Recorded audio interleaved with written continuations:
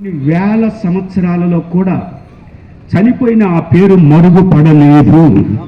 దేవునికి స్తోత్రం కలుగును గాక. వేల సంవత్సరాల తర్వాత కూడా ఆ పేరు పలకబడుతూ ఉంది. ఎవరి నోట? స్వతహాగా మనం ఆరాధిస్తున్న ప్రభువైన యేసయ్య నోట. మరి హేబేలు యొక్క ప్రయాణం అంతటితో ముగించిందా? పగడాల ప్రవీణ్ గారి యొక్క ప్రయాణం అంతటితో ముగించిందా? కానే కాదు.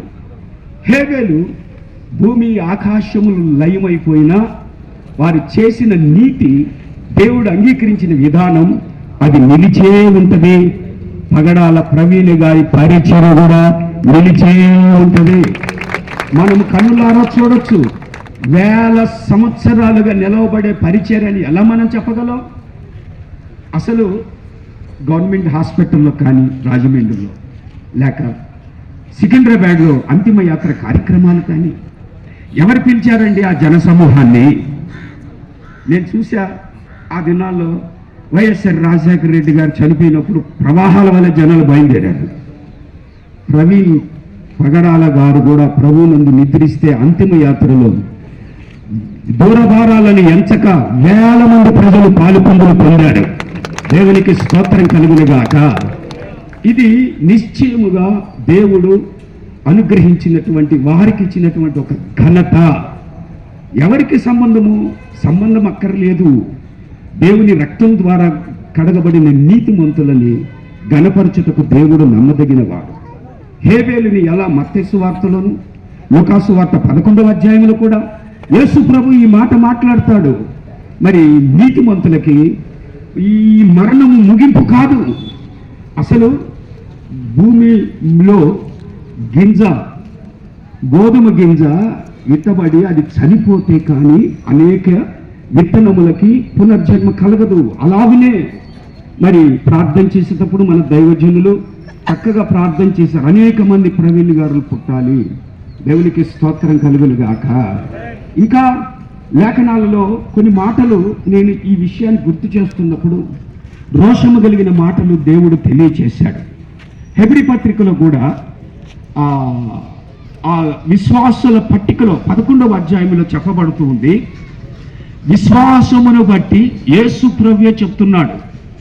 విశ్వాసమును బట్టి హేబేలు కయ్యూను కంటే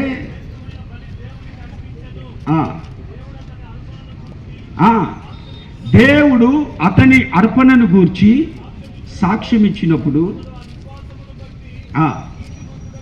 ఇక్కడ గమనించాలి. ఇప్పటికే 4,000 సంవత్సరాలు అయిందా హేబేలు చనిపోయి? 5,000 సంవత్సరాలు అయిందా? మేబీ వేల సంవత్సరాలు అవ్వచ్చు. ఇప్పుడు అన్యాయం చేసిన కయ్యూను ఉన్నాడు. ఆ 4వ అధ్యాయంలో నాటి చరిత్ర సమాధి చేయబడింది. హల్లెలూయా. కానీ ఈ నీతిమంతుణ్ణి, దేవుని బిడ్డని ఎవరు గొంతు నొక్కగలరు?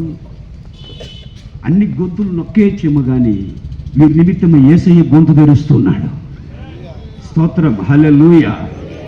రోషము కలిగిన దేవుడు. ఆ మాటలు చదువుతుంటే శరీరంలో ఒక విధమైనటువంటి ప్రకంపనలు వస్తాయి. చంపిన కయ్యూని యేసుప్రభు దేవుడు అంటాడు చంపొద్దు అంటాడు.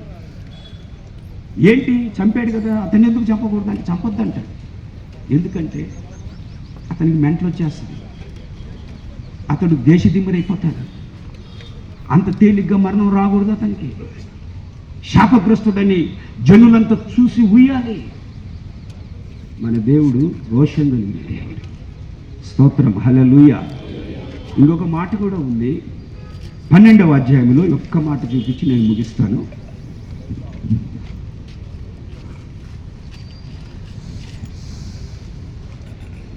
చదువునానా? హెబ్రీ 12:24 చూడు. కొత్త నిబంధనకు మధ్యవర్తి అయిన యేసు నొద్దకును. నేను అక్కడ చూసిన మాట ఏంటంటే కొత్త నిబంధనకు మధ్యవర్తి అయిన యేసు ప్రభు.